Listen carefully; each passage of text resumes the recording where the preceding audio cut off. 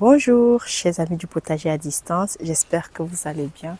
Moi, c'est Josiane pour tous les nouveaux et merci de revenir sur cette chaîne-ci et merci aussi de me soutenir. En fait, aujourd'hui, de quoi est-ce qu'on va parler? Nous sommes au mois d'août, plus précisément le 14 août. Et je veux juste vous présenter en fait ce potager-ci qui, je ne sais pas pourquoi, c'est un potager dont je ne parle presque jamais sur ma chaîne. Pourtant, tout le monde le sait, j'ai deux potagers, un à 12 km et l'autre à 1 km de ma maison. Bon, j'en ai trois. Celui de la maison, je m'en occupe très fréquemment par rapport aux autres, quoi. J'aimerais tout simplement te montrer ce que j'ai dans ce potager-ci. Déjà, la première chose que tu vois, j'ai le maïs. Et moi, je suis quand même assez surprise parce que ce maïs n'a aucune fleur. Je ne vois pas de fleurs, non, pas du tout. Et je ne sais pas pourquoi. Je ne sais pas pourquoi c'est comme ça. J'espère bien que j'aurai en fait des fleurs, hein. J'espère bien. Et moi, de toutes les façons, moi, je ne suis pas inquiète. Pourquoi? Parce que lorsque tu marches, lorsque tu essaies de visiter un peu d'autres potagers, tu te rends compte que dans des grands champs de maïs, ils ont encore des maïs de très petits, quoi. Ils ont de très petits maïs. Donc c'est pourquoi je ne suis pas très inquiète pour mon maïs qui est déjà assez grand et qui n'a pas encore de fleurs. Et juste en bas de ce maïs-ci, juste cette ligne-là, j'ai fait une ligne d'haricots. Youpi! Et ça a fonctionné finalement. Pour une première fois, je vais manger le haricot qui vient de mon potager. Je suis contente parce que je vous assure, les limaces ne m'ont jamais laissé faire pousser le haricot. Donc c'est vraiment la première fois pour moi.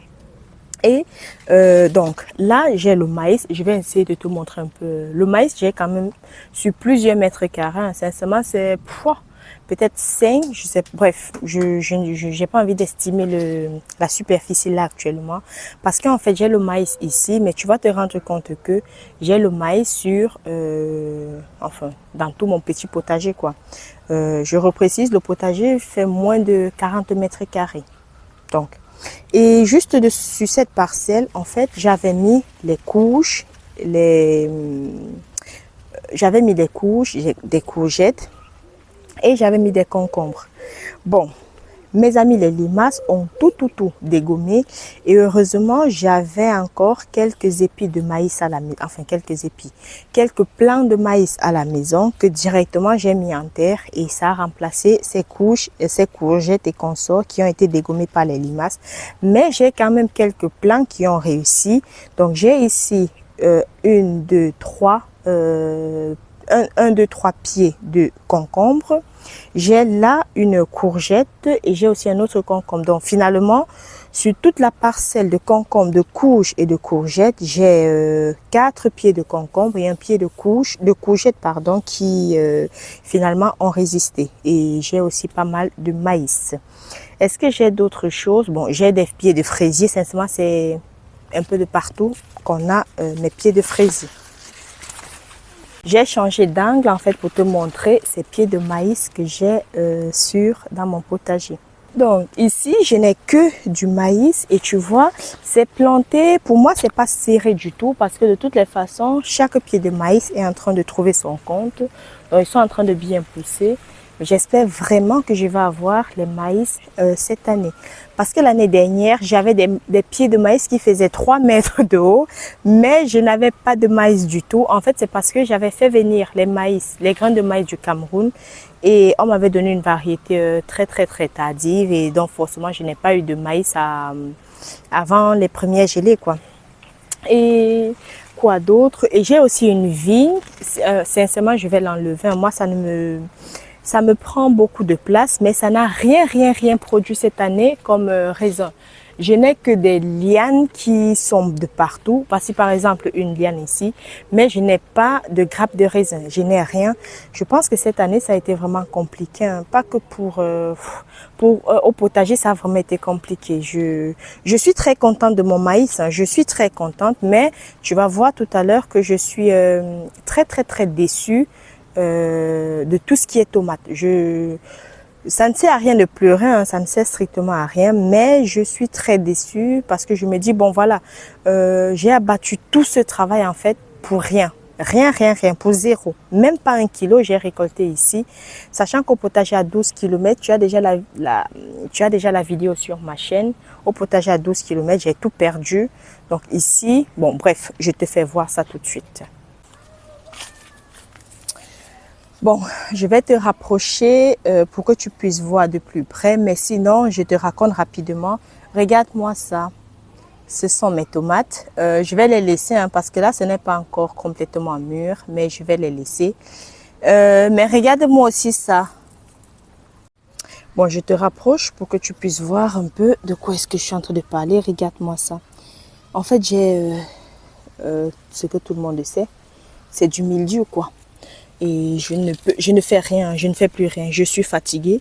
J'ai déjà essayé de sauver ces pieds de tomates là, mais je n'y arrive pas.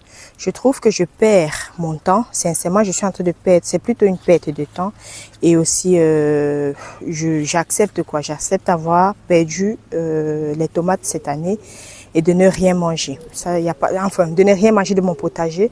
Parce que comme tu le sais, moi j'achète au marché en fait pour pouvoir stériliser pour l'année prochaine. Regarde-moi un peu ça. Regarde-moi la cata. Regarde. Ça ne va rien donner, mais je vais les laisser. De toutes les façons, ça ne va rien donner. Regarde-moi ça. Et ça touche surtout les fruits. Les tiges sont encore un peu vertes, mais les fruits sont vraiment touchés. Les fruits par contre qui sont encore en bon état, plus ou moins comme ça, ceux-ci, je vais les laisser faire leur vie. Tu vois, ceux-ci sont en train de mûrir, mais il y en a quand même qui sont touchés.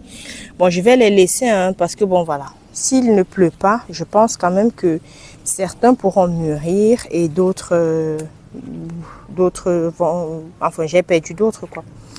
Et regarde-moi tout ça par terre, regarde-moi le carnage. Il suffit de secouer une plante, enfin si je secoue cette tige-ci, il y en a qui vont tomber. Donc bon, je les laisse faire leur vie. Regarde-moi ça. Mes petites tomates cerises, ah ouais. C'est vraiment dommage de faire autant de travail pour rien.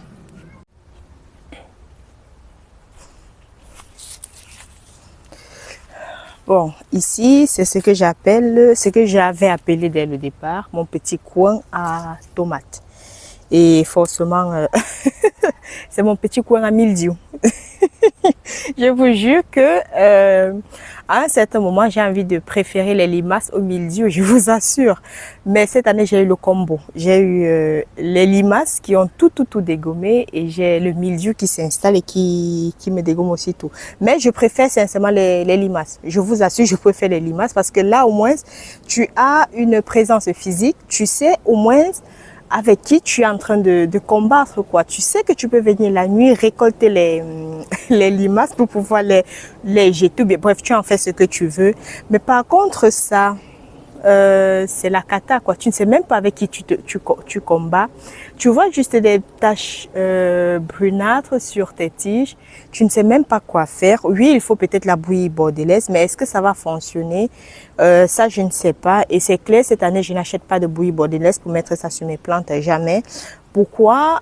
Parce que nous sommes déjà en mi-août et d'ici quelques semaines, on aura en fait, les températures vont baisser, vont chuter forcément et on aura enfin, le temps sera très humide. Donc d'ici quelques semaines, le mildiou normalement va s'installer. Donc je vais pas combattre là maintenant le mildiou qui doit s'installer d'ici quelques semaines. Je ne veux pas me mettre à combattre pour savoir que je suis perdante quoi. Parce que comme je le dis, d'ici quelques semaines, le mildiou, le temps sera trop humide pour pouvoir sauver cette tomate là. Donc, mais qu'est-ce que je vais faire? Déjà ici, dans cette partie que tu vois, je vais les laisser en place. Je vais les laisser. Mais juste là où tu es placé, enfin là où la caméra se trouve plutôt, il y a une parcelle avec des tomates qui ne sont pas très grandes. Je vais les enlever là tout de suite parce que j'ai justement le poireau d'hiver que je dois mettre au potager. Donc je vais virer tout ce qui est tomates de petite taille bien sûr parce que ces tomates là n'ont pas de fleurs mais ont des tiges qui sont déjà brunes. Je vais les virer et puis je mets tout simplement mon poireau quoi. Moi c'est fini pour la tomate pour cette année, mais j'ai quand même la chance que À la maison, j'ai une vingtaine de pieds de tomates, je vous assure. Je suis très contente d'avoir fait ça. À la maison, je n'ai pas de mildiou, rien. Tout pousse très bien. De toutes les façons, tu as toutes les vidéos sur ma chaîne. Mais au potager, c'est la cata. Pourtant, je n'utilise rien. Je ne les traite pas. Je ne fais rien du tout à la maison. Mais bon, j'amende et tout. Mais sinon, je ne traite pas bouillie bordelaise ou bien bicarbonate. Ça, je ne fais pas. Du moins, j'ai pas encore fait, mais je n'ai même pas l'intention de le faire parce que chez moi, ça se passe très bien. Mais par contre, ici, j'ai vraiment du mal à pouvoir gérer tout ça. J'ai quand même quelques tomates, tu vois, qui sont rouges, mais il y a le milieu qui a attaqué ça. Donc, je suis en train de me demander si... Ah, qu'est-ce qui me... Ah ouais, il y avait quelque chose ici. Je suis en train de me demander si je ne vais pas couper, tu vois, juste pour consommer cette partie-ci. Et puis, cette partie-ci, là... mettre ça, jeter. Bon, il y a souvent des gens qui demandent de ne pas mettre tout ça au compost. Moi, la question c'est, si je ne mets pas ça au compost, en fait, ça... Et tout ce qui est tombé par terre, qu'est-ce que j'en fais? Parce que j'ai plein de tomates au sol, hein. J'en ai énormément. Qu'est-ce que j'en fais? Je dois ramasser une à une. Donc, non seulement j'ai perdu mes pieds de tomates, mais après, je dois ramasser une à une pour pouvoir brûler ou bien... je ne sais pas encore ce que je vais faire de ces pieds de tomates là, mais c'est clair, tout ce qu'il y a par terre, je vais pas ramasser pour essayer de... Non, je vais laisser composter au sol parce que ça me fait trop de souffrance pour rien. Bon, ici, nous sommes sur ma zone à compost parce que j'ai juste mon composteur qui est là. Et actuellement, il est même vide, mais bon. Et là, je dois récupérer, d'ici cette semaine ou bien la semaine prochaine, je dois récupérer le fumier chez une dame, pas très loin d'ici, à 3 km plus précisément. Elle me donne le fumier et je stocke ça en fait dans ce bac à compost. Parce que tout ce qui sera reste alimentaire ou bien tout ce qui sera épluchure, je mets généralement ça sous le paillage pour que ça puisse composter sur place. Donc ici, regarde-moi ça, regarde. Qu'est-ce que j'en fais? Au moins, j'ai une tomate. Ah, non, il y a l'escargot. Allez, va-t'en. Je disais, regarde-moi ça. J'ai au moins récupéré deux. Hein. Regarde-moi ça. Qu'est-ce que j'en fais? Ça me sert à quoi tout ça? J'avais énormément de tomates, mais il n'y a plus rien, quoi. Il n'y a plus rien. Bah, je ne sais pas si tu vois, mais j'ai quand même de la bourrache qui... Attends. J'aime bien ces fleurs parce qu'elles ont un goût assez sucré. J'espère que vous allez m'entendre malgré le chant des coqs. Alors, ici, nous avons tout simplement là mon topinambour. Et ce topinambour-ci, la toute première année, j'avais acheté juste 3 bouts dans un magasin bio. J'avais mis ça en terre, ça a poussé et j'ai récolté. Je me suis rassurée de tout retirer en terre parce qu'apparemment le topinambour, vu que ça repousse d'une année à l'autre et c'est très envahissant. Donc moi, j'ai un très petit potager de moins de 40 mètres carrés. Donc pour moi, c'est très important de contrôler en fait tout ce qui va pousser dessus, quoi. Donc c'est pourquoi le topinambour, j'ai tout retiré et cette année j'ai encore remis 3 ou 4 et ça me donne des grosses tiges. Ça, on dit souvent que ça fleurit. Bon, j'ai jamais vu de fleurs, même l'année passée j'ai pas eu de fleurs et cette année non plus. Je ne sais pas si ça va fleurir, mais bon, c'est déjà très haut. Je ne sais pas si ça va fleurir. Bon, dans une des vidéos, je te présentais ma terrasse en août. Tu as vu que j'avais un pied de courge qui était un semi-spontané. Et bon, moi, j'ai pas assez de place sur la terrasse pour laisser se développer une courge. Moi, ce que j'ai fait, c'est que je suis venue avec au potager et je l'ai transplanté. Mais j'espère bien que la transplantation sera aura réussi.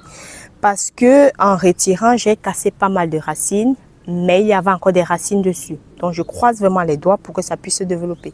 Parce que dans ce potager, je n'ai pas de courge. J'ai une seule courgette qui a réussi à résister aux limaces. J'ai le concombre. Mais bon, j'ai les limaces qui m'ont quand même... qui célébraient des mariages et des mariages toutes les nuits dans mon potager. Donc, ce qui fait qu'il y avait beaucoup. Et ils ont tout mangé. Parce qu'ils avaient faim, tu vois. Donc ici, j'ai mon pied de courge qui, j'espère, va reprendre parce qu'il est, les feuilles sont aplaties et les feuilles, ça se voit que ça a été transplanté. Mais bon, j'espère bien que ça va reprendre. Bon, là, j'ai ma rhubarbe. En fait, cette rhubarbe, elle prend trop de place, vraiment énormément. Et je vais donc me servir de ma clôture pour pouvoir, et d'une ficelle, je les maintiens comme ça. J'espère vraiment que ça ne sera pas très délicat, ça. J'espère qu'il n'y aura pas de souci pour ça. Et je les maintiens comme ça pour essayer d'avoir un peu plus de place, quoi. Parce que pour moi, j'ai pas assez de place, donc il faut que je fasse très attention. Et cette parcelle-ci, c'est une parcelle où il y avait des tomates. J'ai déjà tout viré. Il me reste encore 4 pieds de tomates. Sincèrement, je vais virer, hein. Ça ne me sert à rien parce qu'il y a du mildiou, quoi. Il y a sincèrement des tiges qui sont bien attaquées. Je vais les retirer.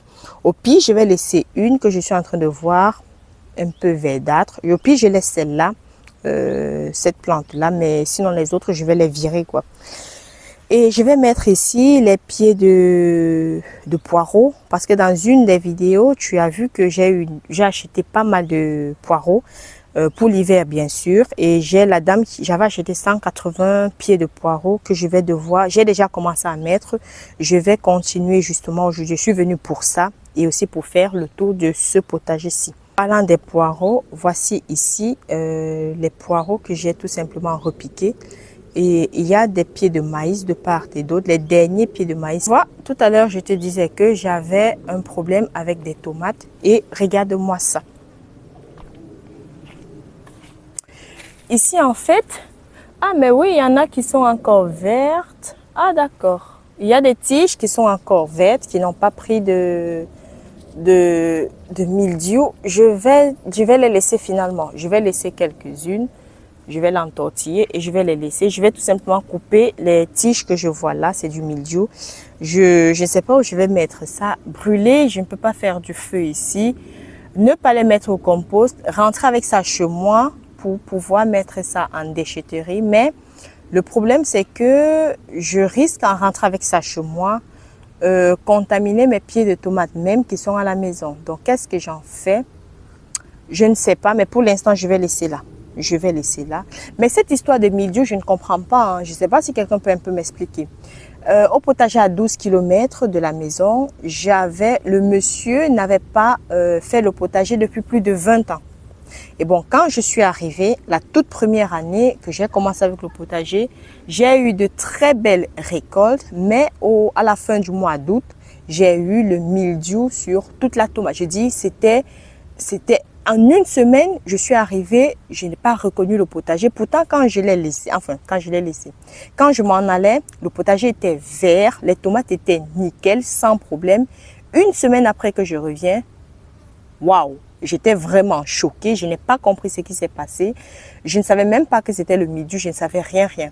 Donc, pour un potager qui n'avait pas été cultivé pendant 20 ans, qui avait été laissé à l'abandon, et que tu reviennes, que tu fasses un potager et que directement tu as le mildiou. Et les gens disent que le mildiou, il faut retirer, brûler, machin, truc. Je ne sais pas si on peut m'expliquer pourquoi est-ce qu'en 20 ans, les gemmes de mildiou n'ont pas disparu de ce potager-là.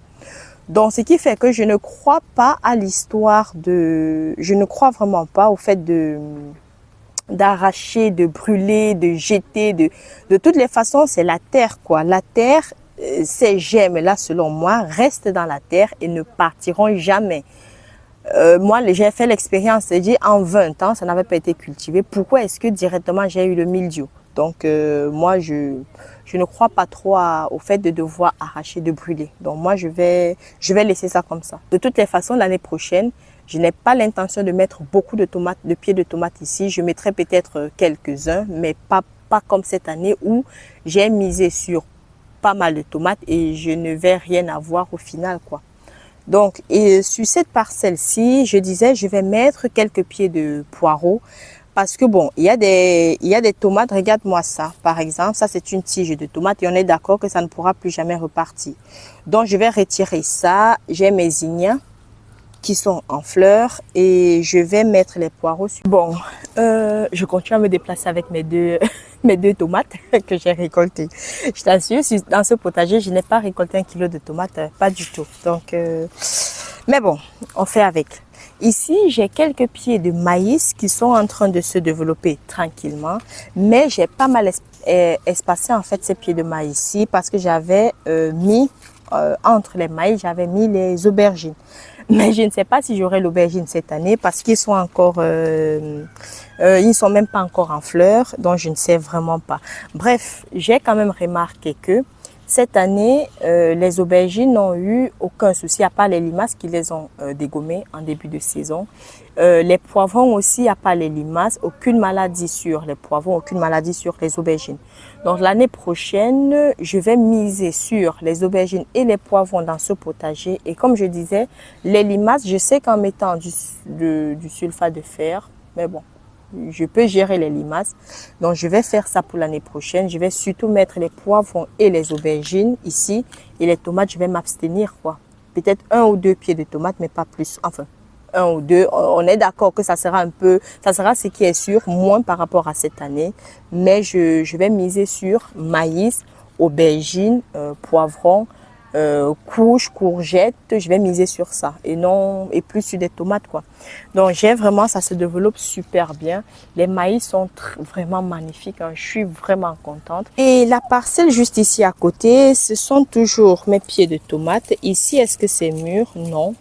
Je vais repasser dans 2 jours parce que je pense que j'ai des tomates que je pourrais quand même récolter. Il y a quand même des tomates qui n'ont pas été attaquées par le mildiou et qui pourront mûrir. Donc, sur cette parcelle-ci, j'ai aussi des pieds de tomates. Bon, bien sûr, c'est mort, quoi. Regarde-moi ma fleur, la mauve. Je crois qu'on mange ça. C'est comestible. Je vais chercher. Je ne sais pas, mais je vais chercher. Sincèrement, je t'ai tout montré, à part parler du mildiou, je ne sais pas de quoi est-ce que j'ai parlé d'autre. Mais à part le mildiou, il y a d'autres choses qui sont assez chouettes, hein. J'ai le maïs qui se développe bien. J'ai devant moi un concombre qui fait sa vie tranquillou et qui commence déjà à me faire des fleurs. J'ai le haricot que finalement je vais manger. J'ai des fleurs, j'ai ma mauve devant moi. Donc sincèrement, il y a le négatif, mais il n'y a pas que la tomate en fait dans la vie. C'est ce que je retiens en fait. Il n'y a pas que la tomate. Donc je vais acheter beaucoup de tomates. Je vais faire mais beaucoup de tomates pour l'année prochaine parce que je refuse d'acheter la tomate en hiver.